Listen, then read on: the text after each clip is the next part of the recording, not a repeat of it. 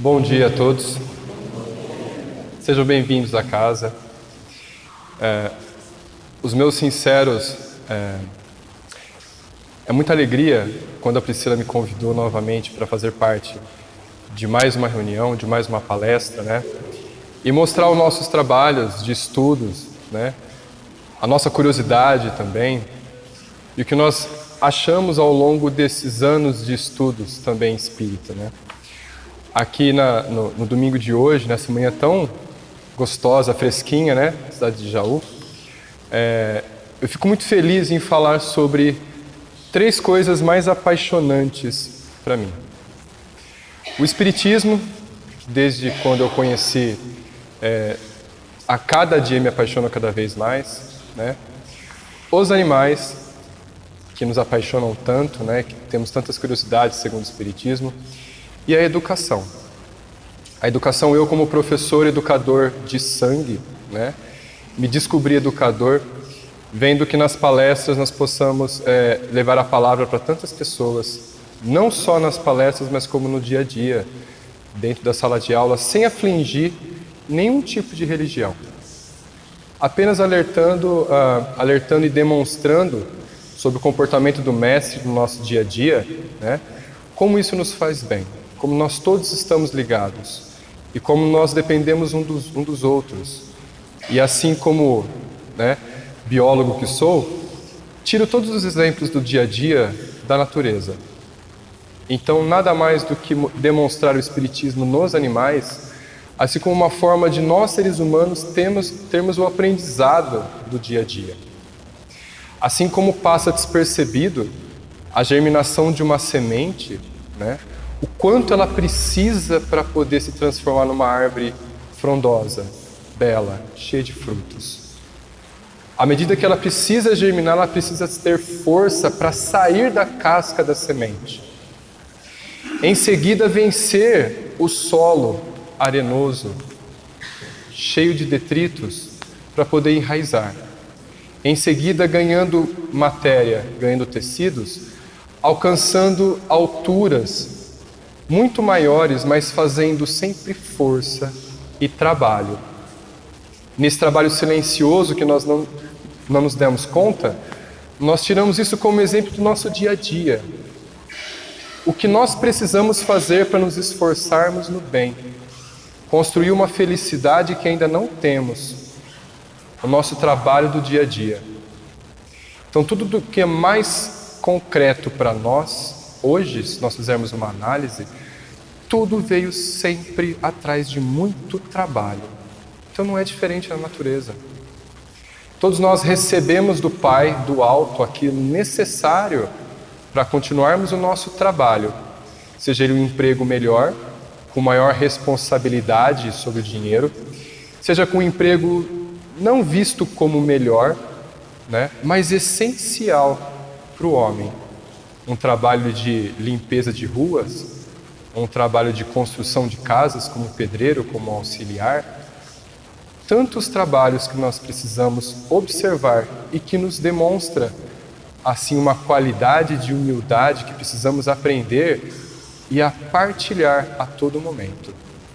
Então, nesse domingo, eu vou trazer, sim, os exemplos dos animais, diversos temas que ficam palpitando na mente dos espíritas, que pouco comentado sobre eles, né? E aqui vou trazer o Evangelho e vou trazer também o Livro dos Espíritos e diversos outros estudos, inclusive de Marcel Benedetti, aqui de Bauru, né? Que desencarnou há pouco tempo, né? Alguns anos atrás, e que trouxe uma rica contribuição ao Espiritismo sobre os animais. E nada mais justo, né, que trazer o ícone do Espiritismo para mim. Essa é minha cachorra, Tayla, né, que demonstrou para mim a pluralidade das vidas. Que demonstrou. Incrível, ao longo da palestra eu vou falando um pouco mais para vocês das vidas que ela passou comigo, tá? Então, para a gente iniciar, no Livro dos Espíritos, olha que interessante. Kardec pergunta aos espíritos venerandos: que pensais da divisão da natureza em 3 reinos? Ou ainda, em 2 classes, os seres orgânicos e os seres inorgânicos?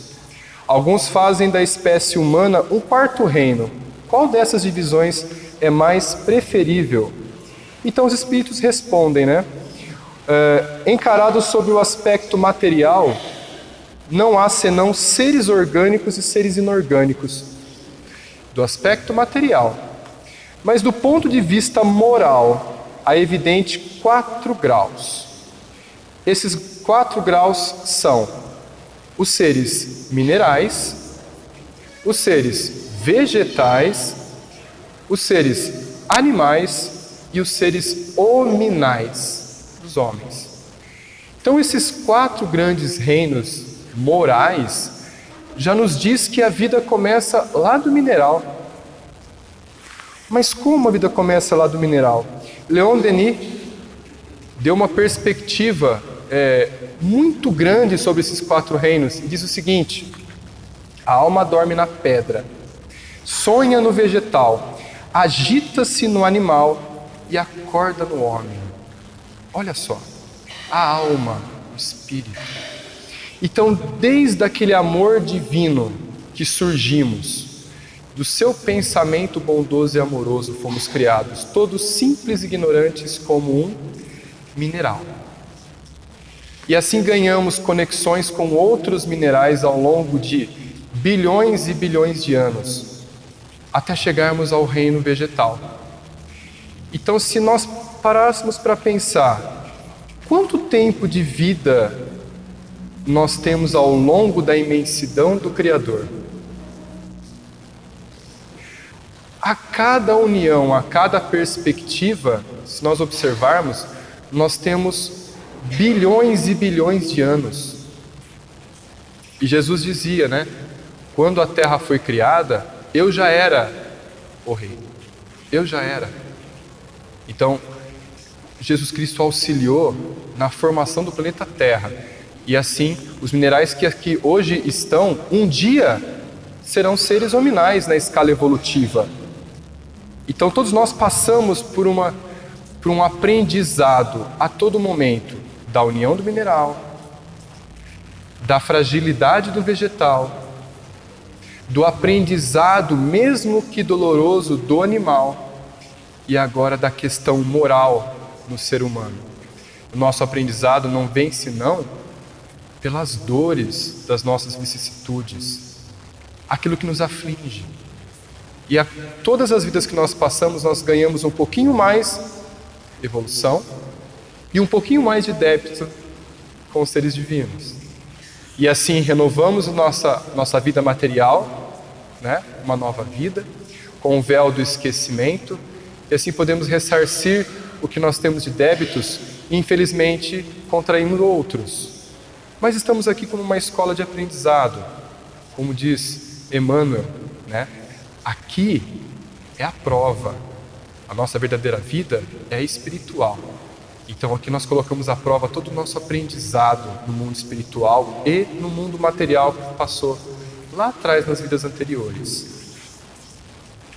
Então assim, na questão 593, ainda do Livro dos Espíritos, Kardec pergunta: podemos dizer que os animais só agem por instinto? Então, na época de 1880, se pensava que os animais não tinham alma, não tinham espírito.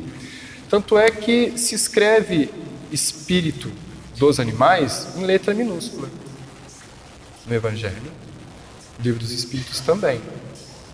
Então se considera assim que eles tenham um instinto, né? E aí? E os Espíritos Venerandos respondem: ainda nisso há um sistema complexo. É bem verdade que o instinto domina na maioria dos animais, mas não vês que há os que agem por uma vontade determinada e que têm inteligência, mas ela é limitada. Então todos nós temos algum animalzinho de estimação em casa e nós nos deparamos com algumas situações que nos até assombra, né? Nossa, como ele conseguiu fazer isso? Por exemplo, essa gorila, ela aprendeu a língua dos sinais, aprendeu Libras com a sua tratadora, para poder ficar um atendimento médico um pouco melhor, para poder estudar ela um pouco melhor. Assim que ela teve os seus filhotes, ela ensinou a língua dos sinais para os seus filhotes. Olha que interessante. Então foi passado esse ensinamento para os seus filhotes. Eu tenho a Tayla, né? E eu tenho um vira-latinha em casa. Essa minha cachorra é um Border Collie e um vira-latinha que eu peguei. E ela, toda vez que a gente chegava em casa, ela gritava que tinha que ir lá passar mal nela, né? E o vira-lata começou a olhar essa situação dia após dia, depois que nós pegamos ele da rua, né? Ele aprendeu a fazer a mesma coisa. Chegava da rua, ele saía gritando e pulando, e gritando. Enquanto a gente não vai lá passar a mão nele, ele não para de gritar. Então são os aprendizados que eles têm de uma inteligência, sim, mas é uma inteligência limitada. Então aqui, para a gente poder entender sobre essa inteligência limitada, tem um videozinho aqui bem interessante. Olha só. Mãe é mãe. Então o dono de um filhote está com um pedaço de carne. Olha a cara da mãe. E olha só. Cara de, o que você está fazendo? Olha que interessante, né? Então nós podemos ver que assim, ela não foi agressiva, né? Ela não foi taxativa com o ser humano, simplesmente parou a ação dele, né? E levou o alimento até o seu filhote, né? Uma inteligência assim que nós nos assustamos com a situação. Porque a gente acha que o animal vai lá pegar o pedaço de carne, vai sair correndo, ele mesmo vai comer e nada mais que deixou para o seu filhote. Um pedaço de carne grande, né? Na questão 595, os animais têm livre-arbítrio? Né? Os espíritos respondem, não. Não são simples máquinas, ou seja, como supondes, mas sua liberdade de ação é limitada pelas suas necessidades. E não pode ser comparada ao do homem, que é mais racional. Sendo muito inferiores a este, não têm os mesmos deveres. Sua liberdade é restrita aos atos da vida material. Então essa imagem aí, né, do cachorrinho fazendo xixi na planta, é bem típica, né? Então a gente vai lá, arruma o jardim, começa a mexer no jardim, o cachorrinho está só olhando. Aí ele vai chegar perto e você, não, aqui não. Afasta ele, ele fica longe, mas fica só olhando. Assim que a gente sai, o que ele faz? Vai lá e mexe no jardim. Por que ele está mexendo tanto aqui, né? Eu lembro que eu plantei uma árvorezinha no fundo de casa e eu ia lá e podava a árvore, né? E a Tayla ficava só olhando. E ela sentou na minha frente e começou a olhar. Aí eu entrei em casa, tal. No dia seguinte eu vejo a árvore toda quebrada. Ué, mas está secando, por que está quebrando tanto, né? De repente eu fui escondidinho ver, ela pegava com a boca, quebrava os galhos, como eu estava fazendo para podar. Só que não tinha uma dimensão, ela quebrou a árvore inteira, a plantinha inteira, tá? Então assim, ó, eles vão ver o que a gente está fazendo, né? Eles querem saber o que a gente está fazendo.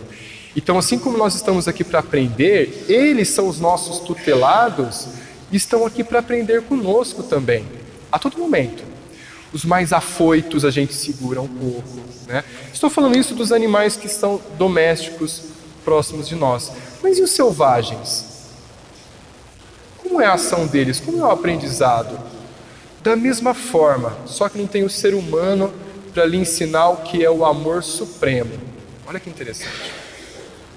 Eu li alguns livros, inclusive de Marcel Benedetti, que diz o seguinte: o animal, quando entra em contato com o ser humano, ele sente esse amor, esse carinho, e não quer mais se afastar do ser humano, por sentir esse amor. Então nós temos diversas e diversas histórias de animais selvagens, que pessoas que criavam leões, né, criavam elefantes, e davam todo o amor e carinho quando eram filhotes, aí foram levados para a natureza, e quando eles reveem aquelas pessoas que cuidaram deles, a alegria é suprema. Tem um caso muito interessante de um casal, se eu não me engano deve estar nesse slide, que cuidou de um filhote de leão, na Inglaterra. Levou para a África, um ano depois os especialistas falaram, mas ele não vai mais lembrar de vocês. Mesmo assim eles foram visitar o leão, Christian, o leão. E aí quando eles viram os antigos tratadores, o leão no caso, né? Fez as mesmas brincadeiras de filhote, inclusive já estava com uma família, e trouxe a fêmea selvagem para conhecer os tratadores. Os antigos tratadores, com filhotes, o que é detalhe, ó, com filhotes. Então assim, é algo supremo, de um amor supremo que nós estamos desenvolvendo e estamos ensinando aos nossos irmãos inferiores, tá? Na questão 597, pois os animais têm uma inteligência que lhes dá uma certa liberdade de ação, há neles um princípio independente da matéria?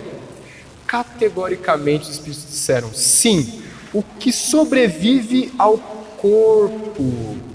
Então nós temos diversos relatos de clarividentes observando animais desencarnados, recém-desencarnados, né? Quando nós sonhamos em desprendimento do corpo, nós encontramos algumas vezes animais recém-desencarnados, como eu encontrei uma cachorra que eu tive, né? E que ficou muito doentinha, tivemos que sacrificar. E aí, com aquele peso na consciência, 2 meses depois, eu encontrei um sonho tão real, de afagar os pelos dela e sentir o mesmo cheiro, a mesma textura. Isso me consolou de uma tal forma e me deu um alívio no coração, pensando, eu tirei a vida por eutanásia, mas foi uma eutanásia autorizada. Como hoje em dia a gente sempre precisa ter a autorização do médico para eutanásia, quando não tem mais jeito mesmo, temos que sacrificar, né? Em última instância, tá? Então aqui está o exemplo, né? Nosso querido Divaldo Franco, que quando ele chegou para dar uma palestra em uma casa, né? Ele chegou na casa onde ia hospedá-lo, ele entrou na casa e ele começou a se proteger. E não, aqui não. E ele estava vendo o cão, pastor, enorme, pulando sobre ele, e o pessoal da casa, a gente fala, o que está acontecendo? Não, mas esse cachorro em cima de mim e tal, mas agora acalmou. Que cachorro? Um pastor alemão. Ele faleceu faz 2 meses. E estava na casa ainda acompanhando a família, né?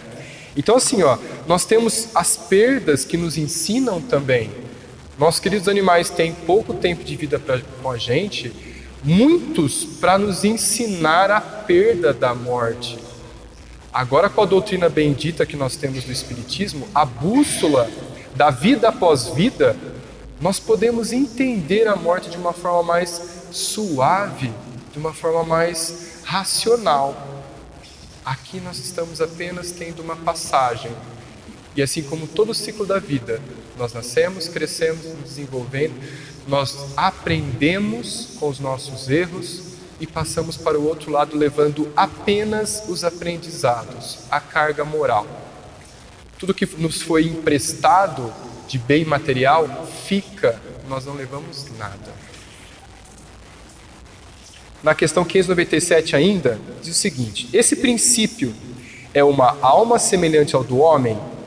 Os espíritos respondem: é também uma alma, se quiserdes. Isso depende do sentido em que se tome a palavra, mas é inferior à do homem. Há entre a alma dos animais e a do homem tanta distância quanto entre a alma do homem e Deus. Nossa Senhora! Quando a gente observa por esses parâmetros, nós temos uma gigantesca distância. Mas nós, nossos queridos animais tutelados, nós somos deuses. Então nós estamos ensinando eles a todo momento. Tanto é que todo animal silvestre que nos observa, eles não querem chegar perto, eles se afastam, eles veem os homens de forma diferente. Como eles conseguem pegar tudo isso nas mãos? Como eles conseguem saltar dessa maneira? Como eles conseguem manipular esses gigantescos aparatos? Para eles é tudo novidade. Estão aprendendo a todo momento. Então aqui nós temos os degraus do aprendizado, né? Então, desde a vida material nós temos aprendizados, mesmo que simples, né? A aproximação, a afinidade de átomos e moléculas. Depois a afinidade entre outras substâncias, como os vegetais, né? Depois os animais e assim por diante. Agora vamos adentrar a alguns assuntos, um tanto quanto polêmicos, né? E bem interessantes. experimentos e violência com os animais. Como Deus permite que seres tão assim, vou dizer, simples, né, ignorantes e puros, que agem por instintos, possam sofrer, né? E como é possível a gente continuar com esse sofrimento ainda, tá certo? Então nós temos testes das indústrias farmacêuticas com animais ainda, porém, isso já começou a barrar. Hoje você tem uma lei da biossegurança, né, que impede diversos experimentos com animais. Então, até alguns anos atrás, teve aquela notícia dos cachorros Beagles, né, de um laboratório que foram resgatados. E isso é só um no meio de nosso planeta todo. Então, nós estamos tendo esse aprendizado e o homem, o cientista, ele recebe a inspiração espiritual para desenvolver alguma técnica e alguma fórmula de medicamento segura ao homem. Segura.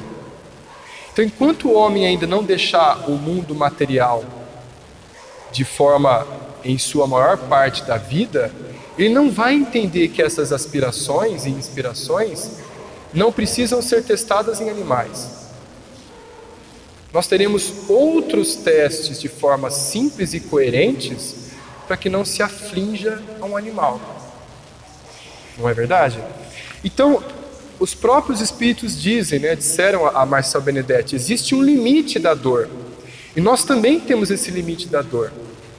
Tanto é que muita gente, quando vai no parque de diversão pela primeira vez, encontra-se num brinquedo muito radical, o excesso de adrenalina faz com que a pessoa desmaie.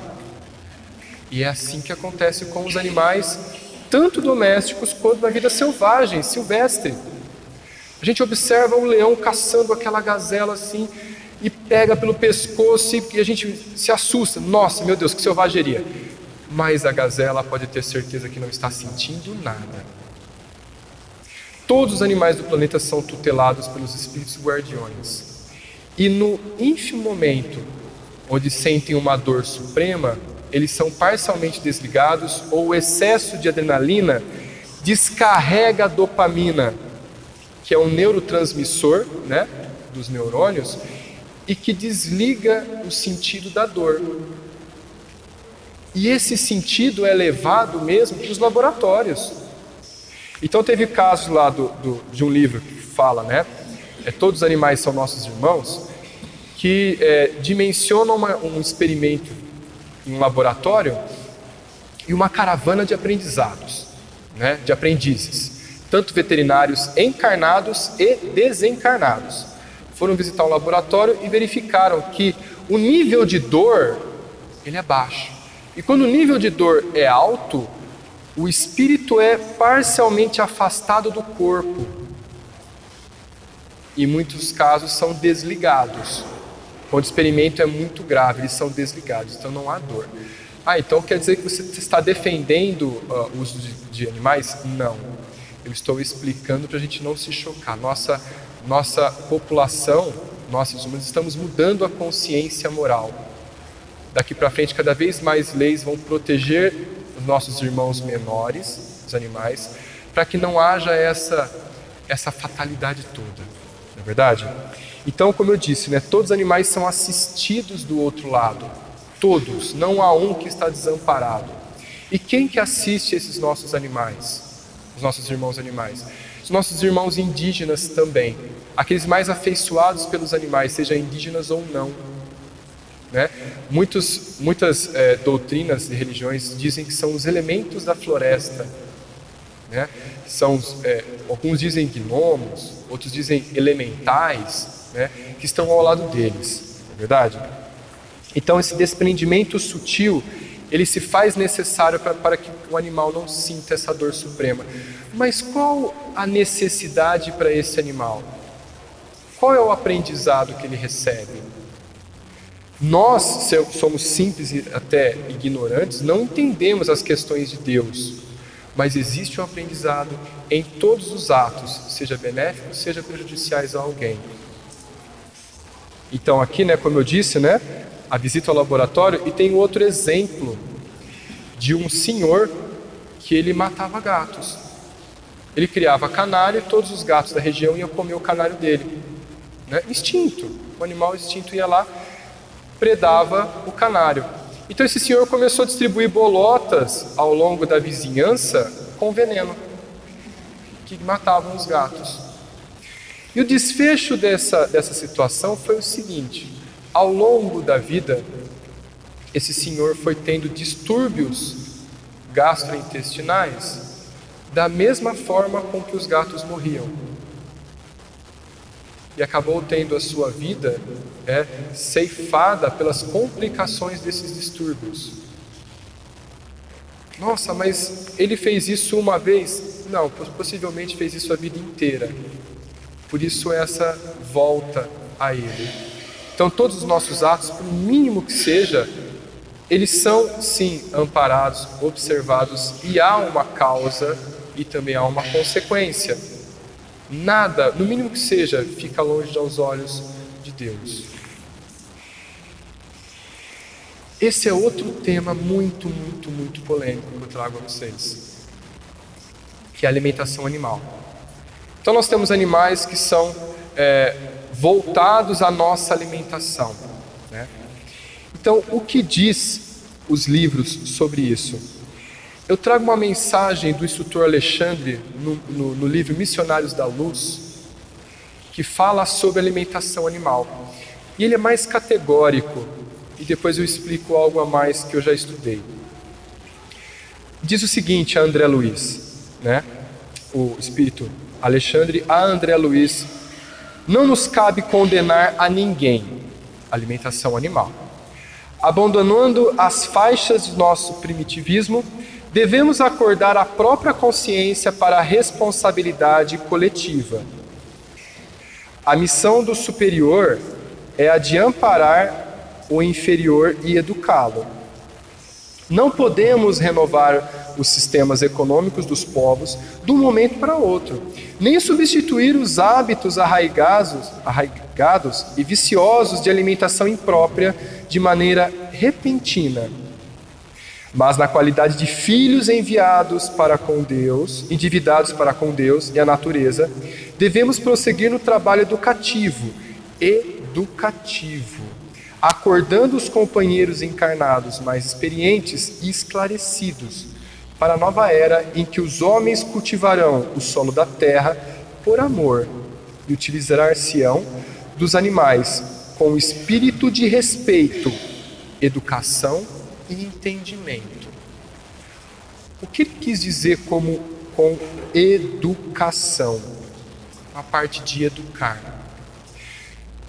Diz uma frase antiga e que é muito polêmica: a carne nutre a carne. É verdade. Nós tivemos a nutrição da carne, nutrindo a carne por muito tempo. Haja visto que a evolução do homem, lá de antigo hominídeo, antes de hominídeo, o Australopithecus, mais para macaco, um primata, do que para o ser humano, do que para um homem. A nossa alimentação era vegetariana, mas a questão da utilização da proteína era pequena, era baixa. Então o homem foi necessário descer das árvores, chegar com novos DNAs vindos de fora, olha só, vindos de fora do planeta, com nossos irmãos de outros planetas mais desenvolvidos, para nos ajudar a evolução deste orbe, assim como foi feito com os nossos irmãos de Capela, que chegaram aqui na Terra. E assim a nutrição da carne aumentou a proteína que fez aumentar o nosso cérebro. De certa forma, em alguns milhares de anos, isso foi necessário. Mas qual é o tamanho do nosso cérebro hoje? Não há mais lugar para ele crescer. Não há mais. Não tem mais espaço. O cérebro tem por volta, em média, ali, de 1 metro de tamanho dentro de uma caixa craniana pequena, onde ele se dobra inteiro. Então agora nós não precisamos de um excesso de proteína da carne. Porém, a nossa fisiologia digestória, ela não é adaptada ao consumo vegetal por completo, de folhas nesse caso. Mas os legumes e frutas Nós absorvemos tudo. As folhas não, nós não conseguimos digerir. Porém, de forma educativa, os nossos irmãos um pouco mais evoluídos na questão digestória estão no planeta para nos ensinar, os vegetarianos e os veganos. Tem vegano na plateia aqui? Por favor, se alguém tiver. Não? Eu acho muito interessante e bonito, né, o comportamento vegano, porque tira da alimentação qualquer forma de vida animal. Eu, particularmente, preciso evoluir nessa parte. Não consigo. Mas nossos irmãos estão nos ensinando que há uma outra alternativa. E André Luiz, assim como o Espírito de Alexandre nos diz, em outros livros, que estão sendo lançados à Terra alterações genéticas que impedem o alto consumo da carne. Isso nos traz alguns distúrbios e patologias, ou seja, doenças.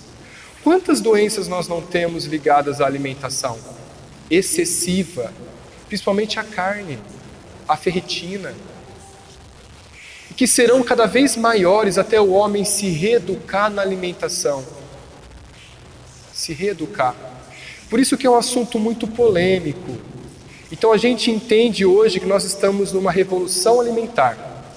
Cada vez mais crianças vão nascer, não mais com a necessidade de tomar leite, está aí a resistência à lactose, né? A caseína, que é a proteína do leite. Então a criança toma o leite materno, de repente não consegue mais tomar o leite de vaca, porque não é mais necessário. O ser humano é o único animal que ainda bebe leite a vida inteira. Quer dizer, o único mamífero, né, que faz essa alimentação. E não é necessária. Então nós estamos passando por uma revolução alimentar muito grande, que acredito que até 2100 a alimentação do homem vai mudar praticamente 100%. 100%.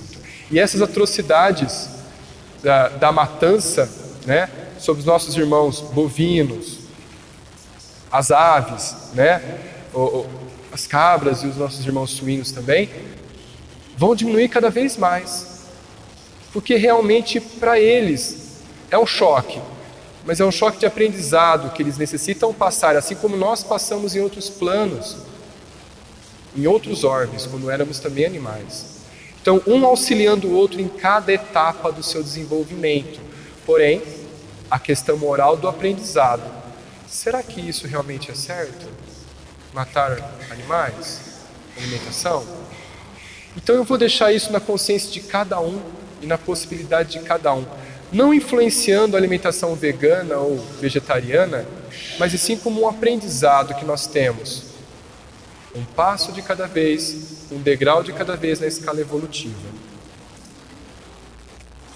Então, na questão 600, Allan Kardec pergunta aos espíritos: a alma do animal sobrevive ao corpo, fica num estado errante como a do homem após a morte? Olha que pergunta interessante. Os animais ficam errantes, ficam para lá e para cá, eles ficam devagando. Olha o que os espíritos responderam: fica numa espécie de erraticidade, pois não está unida a um corpo, mas não é um espírito errante. O espírito errante é um ser que pensa e age por sua livre vontade. O dos animais não tem a mesma faculdade. É a consciência de si que contribui um atributo principal do espírito.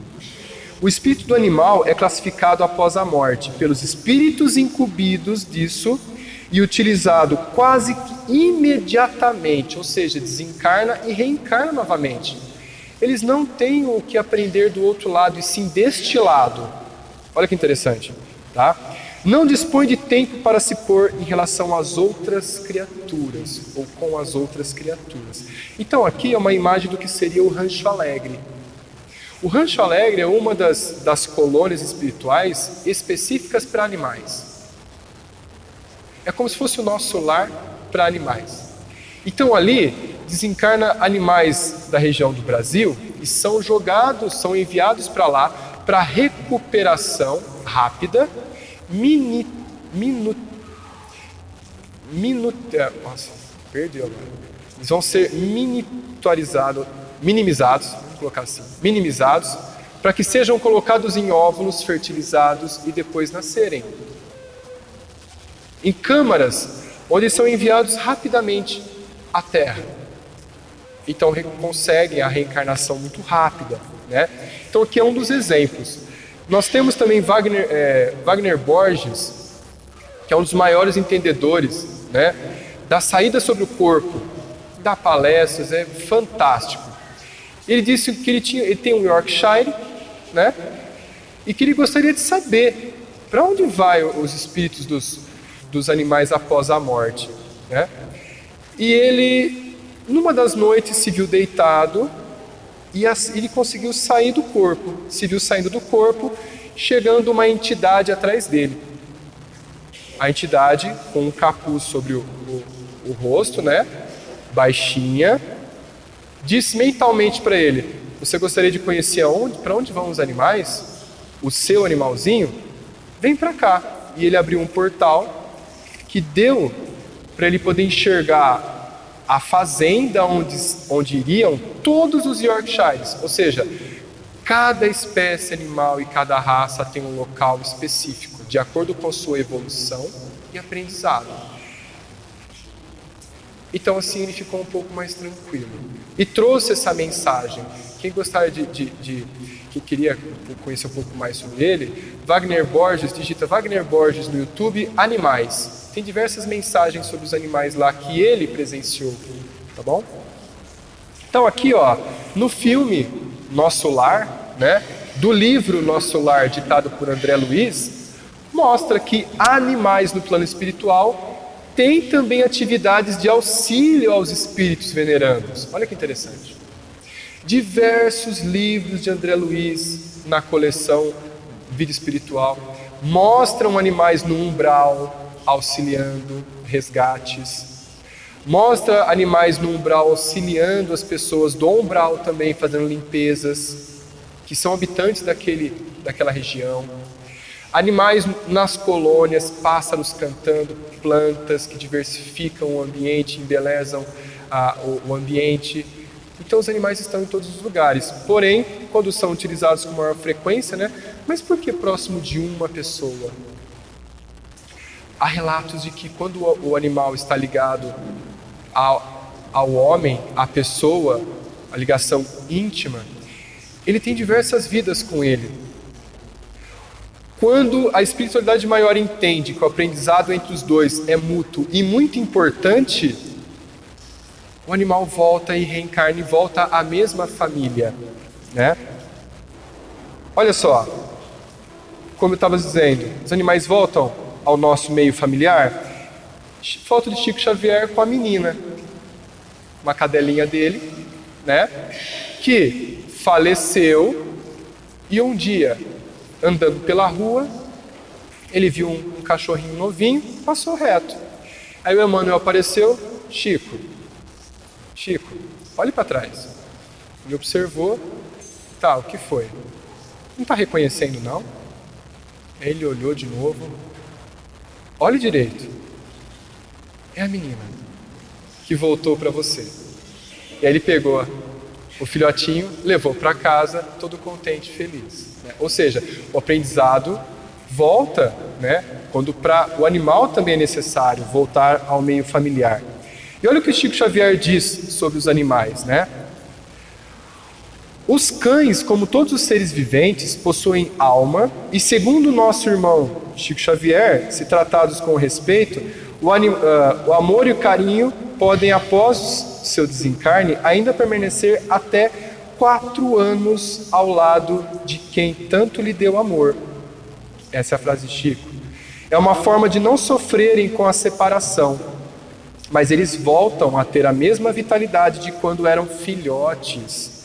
Quem já perdeu um amigo, fique sabendo que ele continuou ou continua ao seu lado com a mesma felicidade de sempre.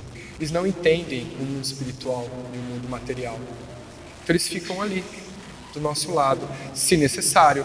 Quando assim que nós nos recompomos emocionalmente, aí são levados de repente para uma nova jornada, um novo aprendizado, ou então retornam à nossa família, né?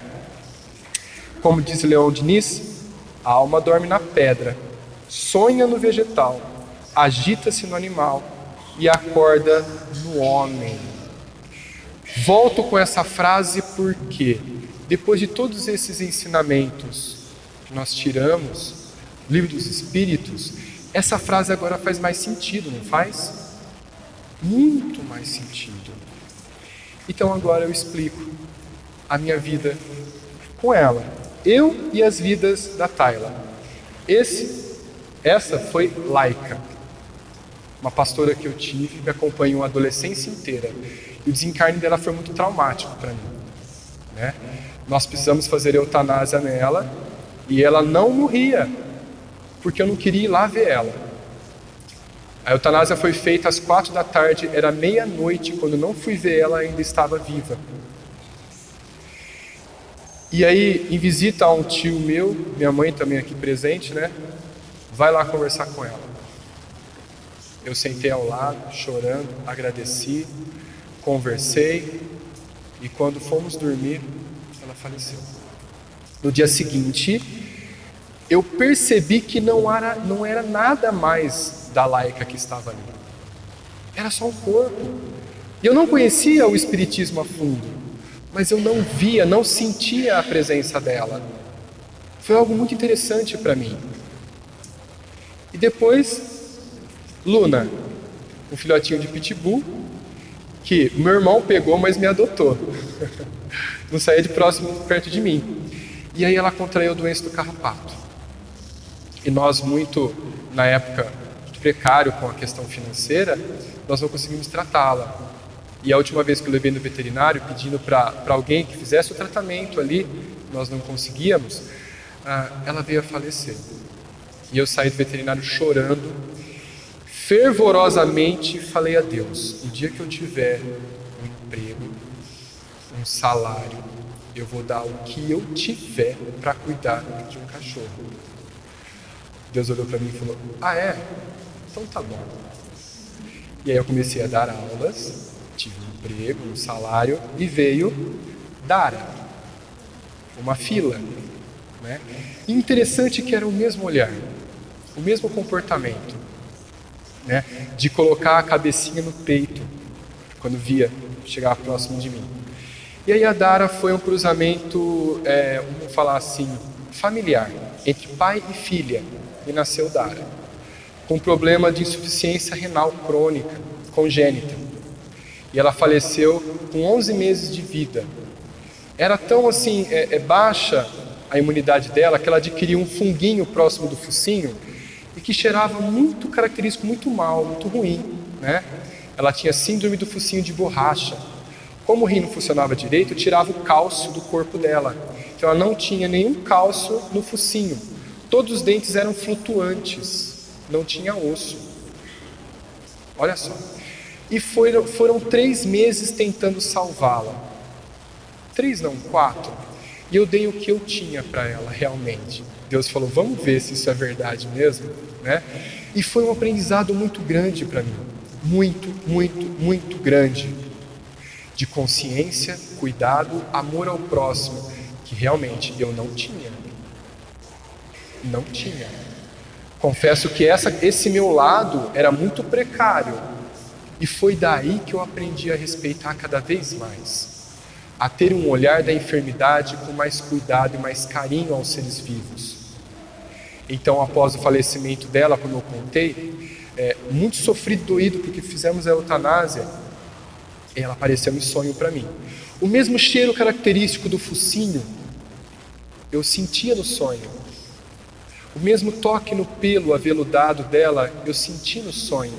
E conversei, e ela só abanava o rabinho. Eu abraçava ela de uma forma tão fraternal que isso me confortou tanto o coração.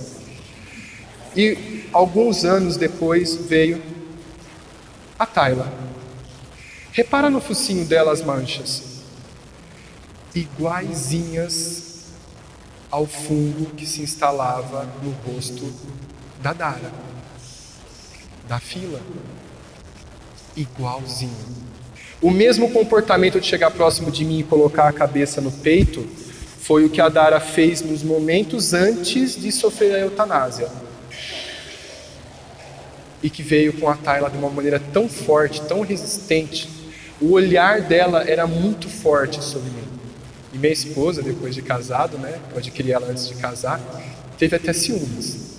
O que acontece entre vocês dois? Que ela não tira o olho de você? Nós temos uma porta blindex que separa o quintal da cozinha, e onde eu ia pela casa, ela olhava para mim e ia seguindo, tentava seguir. Ela dormia embaixo da janela. Enquanto eu sentia a sua respiração, ela ouvia a minha respiração. Quando ela andava próximo à janela, eu acordava pelo sono leve, e ela sempre ali, com carinho, e seguindo momentos muito importantes da minha vida, me ensinando a paciência. Como era um border collie, muita energia. Eu precisava chegar à noite em casa, 11h30 da noite, após os trabalhos, estudos, e caminhar com ela para gastar energia. E todas as vicissitudes que eu tive próximo dela, ela sempre me acompanhando a reflexão. Nos momentos de tristeza, onde as lágrimas molhavam o meu rosto, ela estava lá, do lado, amparando, lambendo, tentando brincar, jogava uma bolinha, voltava. E por que ela é o ícone do Espiritismo para mim? Porque nessa época eu já conhecia o Espiritismo.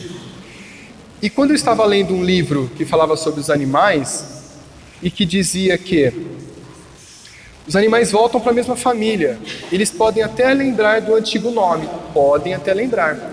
E eu lembro muito bem, antes do casamento, que minha mãe está aqui, né, ela pode confessar, eu ficava estudando no quarto, né, matéria da faculdade, até mesmo para poder lecionar, e ela ficava no meu pé. Aí eu dei um tempinho, comecei a ler o livro e li uma passagem que dizia, eles lembravam dos nomes, né?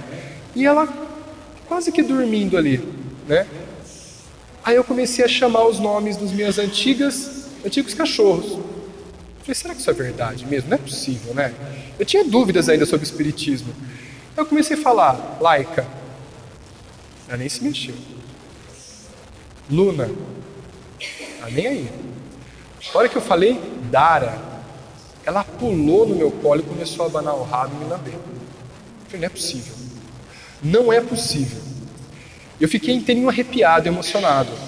E aí, várias vezes, para testar, eu falei, deve ser a fala, né? E quando ela estava longe, distraída, Dara, ela sempre olhava. Então isso para mim foi um marco. Tanto é que o canal espírita que eu tenho, né, Flaubert Menezes, vai com a foto dela. Eu não quero likes, não quero inscrição, eu quero apenas que você se sinta bem com diversas palestras. Então ela é o símbolo para mim, que me fez acreditar, confiar e agora me apaixonar pelo Espiritismo. E de onde eu tirei todas as informações espíritas? Também Livro dos Espíritos, Livro dos Médiuns, o Evangelho segundo o Espiritismo, e desses livros, dessa coleção aqui, né, de Marcel Benedetti, que para quem não conhece muito Espiritismo, eu indico o primeiro livro, Todos os Animais Merecem o Céu, que é um pouco mais tranquilo, mas para estudar mesmo, o segundo, Todos os Animais São Nossos Irmãos. Aí depois nós temos, né, errar é humano, perdoar é canino. Então ele volta-se um pouco para os animais domésticos, no caso, né? A espiritualidade dos animais, né? E os animais conforme o espiritismo. Muito interessante. Foge um pouco de Kardec. Olha, se nós estamos aqui para aprender como nós estamos, os nossos irmãos menores nos ensinam a cada dia. Como eu tive muito aprendizado com a Tayla. Dessas vidas comigo, eu percebi que a evolução moral que eu tive foi muito grande. Evolução para o amor. Como diz Jesus Cristo, o amor é a lei universal. É o comportamento maior. Então nós estamos perante eles para nos aprender. E eu trago aqui, né, uma homenagem a ela, que tanto me ensinou. Então eu faço essa homenagem. De algumas fotos, e a letra da música é muito interessante. conta muito sobre nós.